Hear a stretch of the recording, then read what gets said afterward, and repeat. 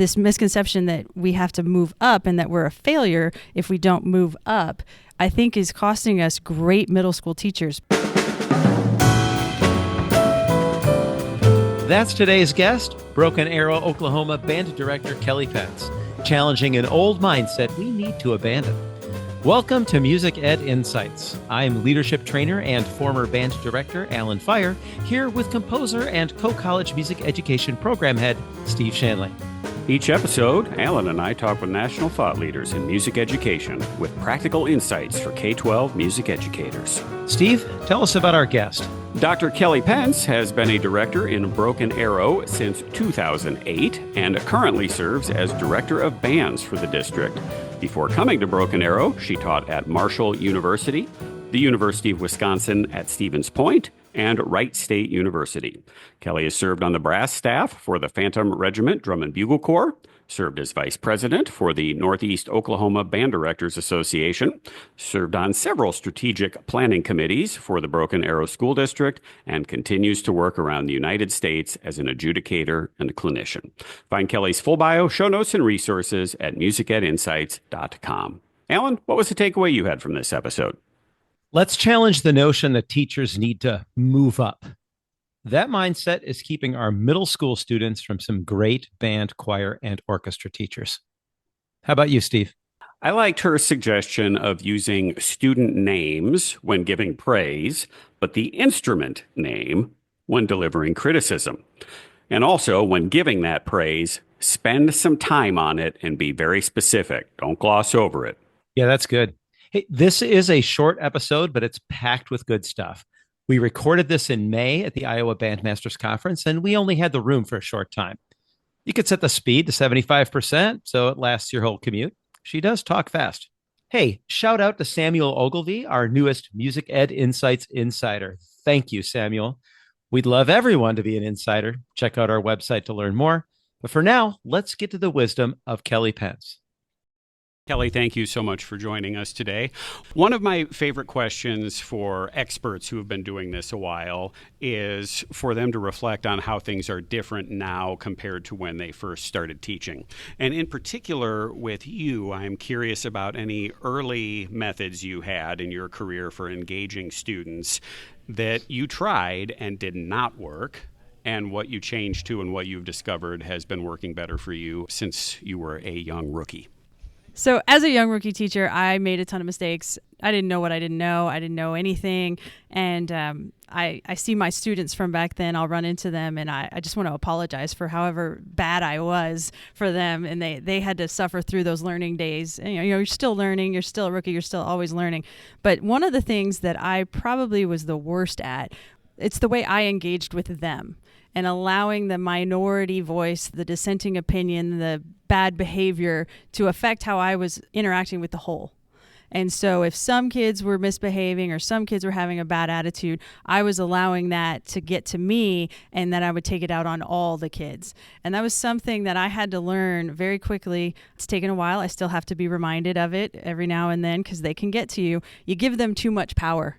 You give them too much power over you. You give them too much power over everyone else. And you just need to remove them from the situation and not give them what they want and deal with them later. I like to praise in public and handle later. Handle in private, deal with. I'll deal with you later, but I'm not going to let you hijack this rehearsal. I'm not going to let you take over and take away the opportunity that the rest of us have to make music. And some of these kids, when they come to the band room, that is their special place. That is the one place they want to be more than anything. And when they come there and you're just yelling at Johnny the whole time, quickly it becomes not their special place, and they need you for other things. And so one thing that I've really tried to get better at is not lumping that into everybody feels that way. And of course the dissenters like to do that. They like to say, everybody feels this way. Everybody thinks this. I'm just the one that's saying it. And it's like, no, you're just the one complaining. Everybody else is here to learn and make music and wants to do that together. And so that allows you to have the opportunity to be present for everyone else when you can put that off to the side. So that was a huge one for me. And I apologize to all my early students who had to hear me lecture the entire band because one kid did something dumb. This is the second time today we've talked about apologizing to earlier students. Common theme. Alan and I are racked with guilt with our early teaching years in particular. Is that on autopilot for you now? Like someone in the back row starts doing something, not to just assume it's low brass or percussion who's misbehaving, of course, but like what is your immediate reaction to that these days? Do you have to say to yourself, I'll wait and deal with this later, or? Oh, I do have to say to myself, I have to wait. My default is I want to engage. I want, like, they want to bring it. Okay, let's bring it. Let's go toe to toe. And I want to engage, and, because I'm competitive and I'm going to win. But nobody has time for that. We don't need to do that. Just let that wait. It can wait. And that's another thing too, is, when you're young, you want to solve the problem right away, because if you don't solve the problem right away, then you're not competent. You can't do it. You can't handle it. And, with age and with wisdom comes like, you know what, that can wait. That can wait. And sometimes making them wait is even more of, giving them not what they want, because they want your instant and immediate attention, and they want to take the rehearsal from you and all of that, and just making them wait. When you get an email, I call them nastygrams. You get an email that's a nastygram from a parent or something. They can wait. I don't owe you an answer right now.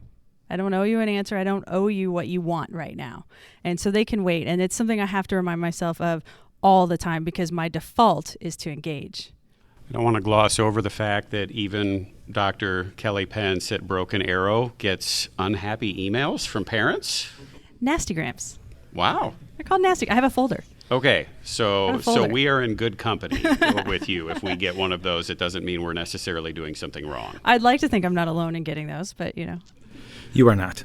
Yeah, you are not. You bring up something interesting that I didn't think about until I had children of my own. You're talking about one or two people hijacking the rehearsal and giving them the attention. One thing I did not figure out until my daughter was coming home from school with a stomach ache was that even the students who are not doing anything wrong, so to speak, when they are in the presence of that behavior and that behavior being addressed by the teacher, it can make them very uncomfortable, even if they are not the problem children. And I thought, well, whatever, everyone knows that I'm, upset with Johnny right now and not them, but it still affects the overall atmosphere of the learning environment. Oh, absolutely. And that's something that I have to this day, I still try to make sure I don't lump everyone into a small group's behavior. If marching band, if one section, if the flutes screw up, they never do. But, if the flutes screw up, I can't say tubas, but, or percussion or low brass or trumpets. But, let's just say if the flutes screw up, and they get their colors, magic markers mixed up and get in a fight about it or something like that, I can't yell at the whole band. And I can't think that everybody's doing this. I have to deal with it on a local level and deal with it later outside of the rehearsal so that I can be with everybody. You, I understand, were fortunate to study with Mallory Thompson. Yes. For those of us plebeians like Alan and Steve who were not fortunate to go to Northwestern and study with Mallory Thompson, can you give us a free version of the education and the little tidbits that you got from her and maybe some of your other mentors along the way? All of my mentors, above all, have taught me to never sacrifice the music. No matter what you're doing, never sacrifice the music, never sacrifice your musicianship. And I remember Mark Kelly telling me that my private lessons were going to be the most important class that I took as an undergraduate.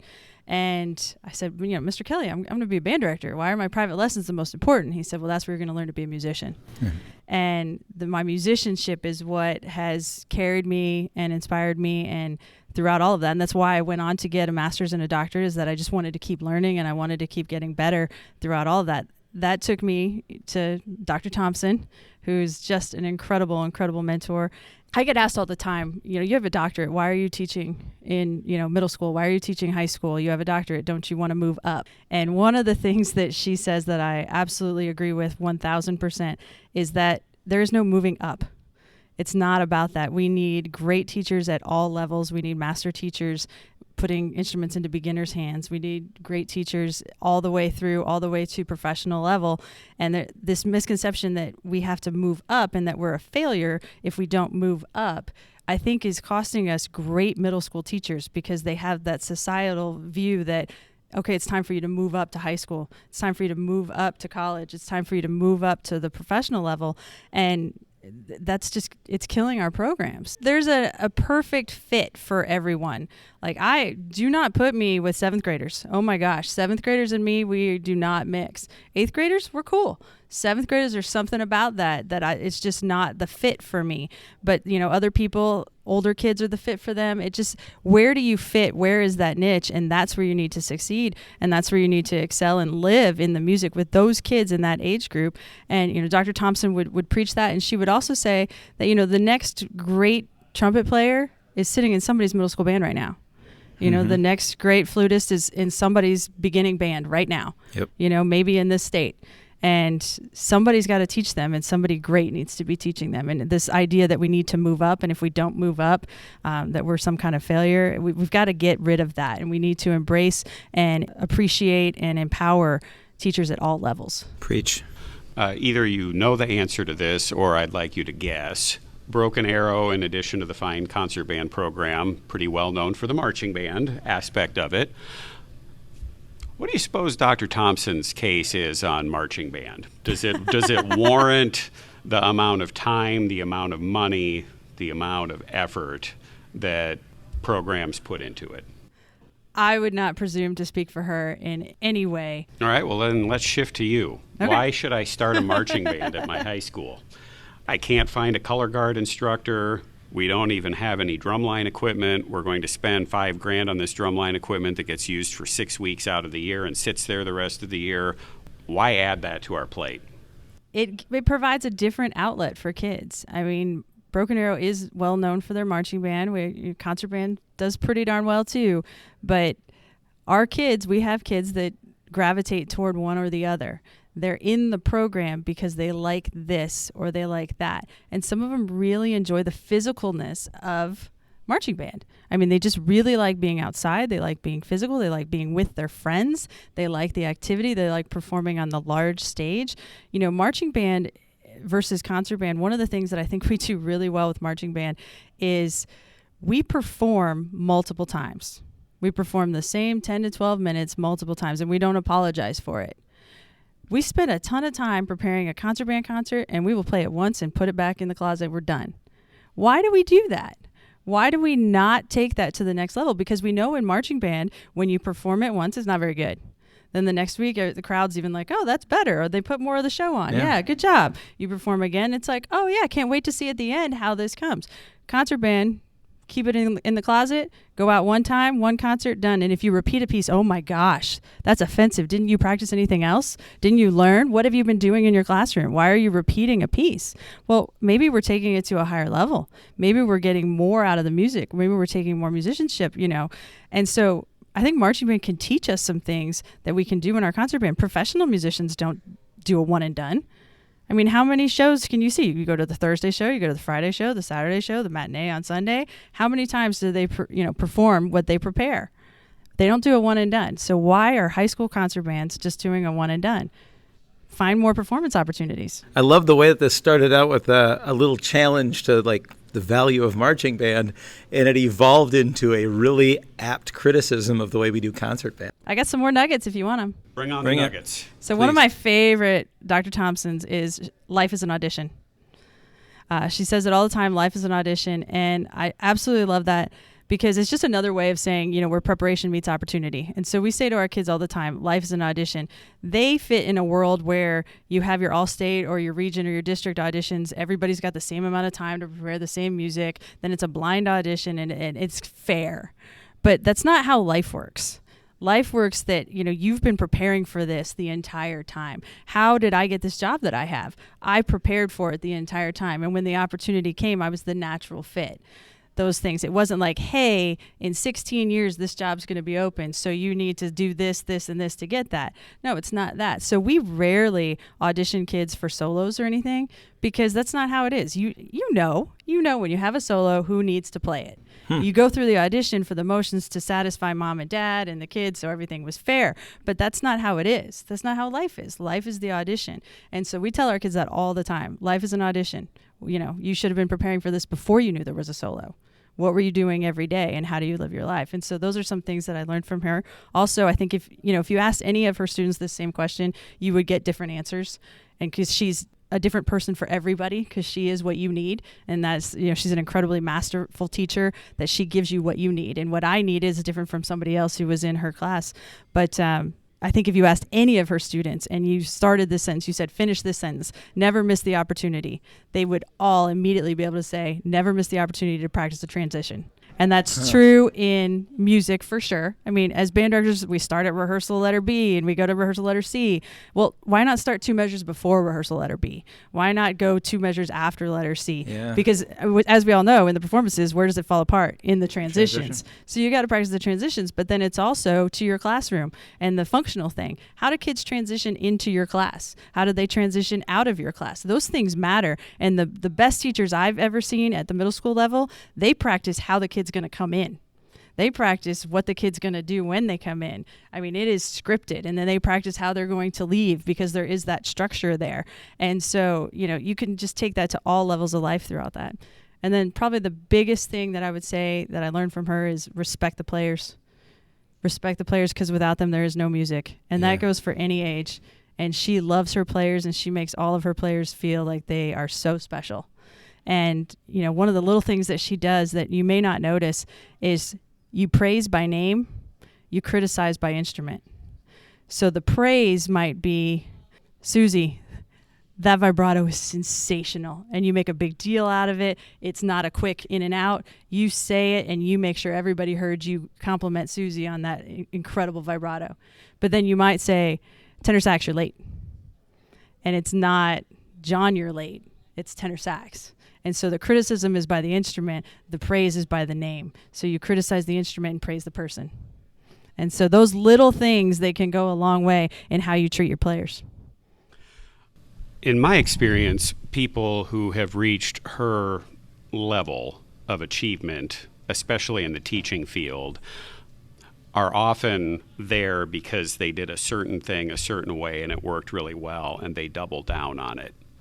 I think it's a little uncommon for someone to be that accomplished, know she's that accomplished, and be so willing to change how she teaches from student to student. And maybe this is more often the case with private teachers, where it's like, nope, this is how you teach the trumpet. And I've taught 100 students, and 90 of them it worked, so that tells me this works. And they don't think that they need to change, and if the student can't work with their way of doing things, it's the student's fault. There's something wrong with the student because clearly my method, my way of teaching works. So very cool for me to hear someone who has basically earned every right to do things her way. Yeah. And also select students for her graduate program that want to do things her way, is the opposite and is instead seeking out exactly what you need and changing aspects of how she approaches things based on the individual. I mean, she's a phenomenal musician. And again, the music drives everything. And you have to know what you want to say with the music. And she would say that you have to show up to the first rehearsal being ready to conduct the concert. And I think that's true for her, obviously. And I think it's true for 6th grade. What do you want it to sound like? I think we get into a rut as public school teachers that we don't have to be that prepared to stay ahead of the kids. But that's not enough. That's not enough. Yeah. If that, you'll be fine, but will you be great? No, you're not going to be great. You have to be prepared to conduct the concert and know how you want everything to sound before you show up for the first day of rehearsal. And then you get the kids to reach you. You get them to connect and come all the way to where you want, where your standard is throughout all of that. If you watch her teach a rehearsal, she stands in front of incredible players at Northwestern, but they're not all of the same level. They're all incredible, but they're not all the same level. And she has the ability to get every single person to reach their potential. And those are all different levels. And that's her teaching all individuals as the group. And it's masterful. And I'm happy for her to retire, but sad as well for Northwestern. I'm not sad for Northwestern because Rob Taylor's amazing. I love him too. And I'm happy for the future that Northwestern's going to have. So those were the wrong words. And I have to say that because Rob's amazing. But I think you understood what I meant. I think everyone understands what you meant. Yeah. We're about to get the hook in this room here as we need to clear it soon. So it's probably time for us to hop to the lightning round. We can do that. Are you ready for the lightning round, Dr. ready. Pence? I'm ready. All right. Favorite restaurant in the Tulsa metro area? Okay, I want 2. Can I have 2? You may have 2. Okay. Allowed. So there is a restaurant called Bull in the Alley. And it is literally in an alley. The first time I went, you go down this alley, and I walked right past it because I'm standing in this dark alley, dumpsters there. I'm like, where is this restaurant? I've heard it's great. I look up, I see a little metal bull, and then there's a door that I missed. That's where you kind of knock on the door, and it's old time speakeasy. You know, they like open up and let you in, and it's a beautiful steakhouse, but you would never know it. If you go to their website, it doesn't even have the name on it. It just has a picture of a bull and a phone number to call for reservations. That's it. That's all they have. And there's another restaurant very similar to that called the Hemingway, also in an alley. It just has those old time lights that have propane that look like it's a little flame happening, and there's just a little metal sign near the door that says the Hemingway, and then you go down in this basement, and it's just incredible steakhouses that you just don't know about because they're in alleys. Love them. And you assure us that the alleys of Tulsa are safe? These two. Okay. Fair enough. How about a piece of music, a composer, or a performer that you wish more people knew about? So I have a piece that maybe, it depends on the circle you're in. Like if you're in a different circle, everybody may know this. My circle, very few people know 4th of July by Morton Gould. I think it's an old gem that needs to make a new life for itself. It's a great little gem. Well, this is helpful because I use American Salute on a 2-year rotation with the community band I conduct. So it's nice to know that I've got an alternate. 4th of July. It's a great concert closer. All right. How about a favorite film or TV series? Favorite film or TV series? I think I would have to go. It's well known, so sorry. But if you're a band director and you haven't studied Ted Lasso, you need to. Mm-hmm. Yeah. I've watched it, I think, 3 times all the way through. And every time I just, it's a dream of mine. If only I could be Ted Lasso. There's a lot there. How about the most memorable live music performance you've attended? So this one's cool. In Verona, there is a Colosseum that predates the Colosseum in Rome. And I think it was built in 30 AD. It's still in use today. And I saw Aida under the stars in an old Colosseum built in 30 AD. You can still, if you get over there, they have live shows, major opera productions all the time. I strongly encourage you to go. It's just like nothing like it. And finally, a book recommendation for our listeners. Turn the Ship Around by Navy Captain Marquette, who was a captain for nuclear submarines. And it's all about leadership and taking the time-old leader-follower model and changing that into a leader-leader model and empowering all of the people on the ship to do their job and have ownership of what was happening and not just do what they were told and not care or have any ownership of the consequences. And so that leader and he turned the ship around. Literally. Yeah. And so, went to a nuclear submarine that wasn't doing very well and took the same people, didn't clean house, took the same people and completely turns around their productivity. And one thing that he talks about that I think we often, when a great leader leaves and the program falls apart, we say that person must have been a great leader because they can't do it without him. His philosophy on this is that's when you judge the leader. After they leave, does it stay strong? Then they were a great leader. If it falls apart, it was all about them. Love it. Dr. Kelli Pence, everybody. Thanks for listening to Music Ed Insights. We're supported by Group Dynamic, a leading provider of youth leadership workshops. Alan works with dozens of schools each year to help develop their leaders. Learn more at groupdynamic.net/youth-leadership. Or you could email me at alan@groupdynamic.net.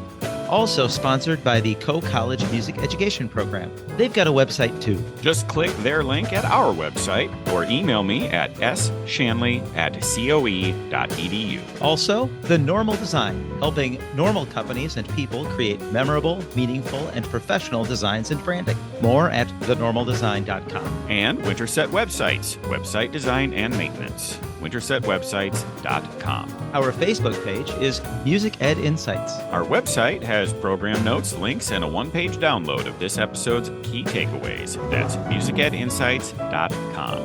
New episodes generally drop every couple weeks on Monday. Get current. Stay relevant. Music Ed Insights.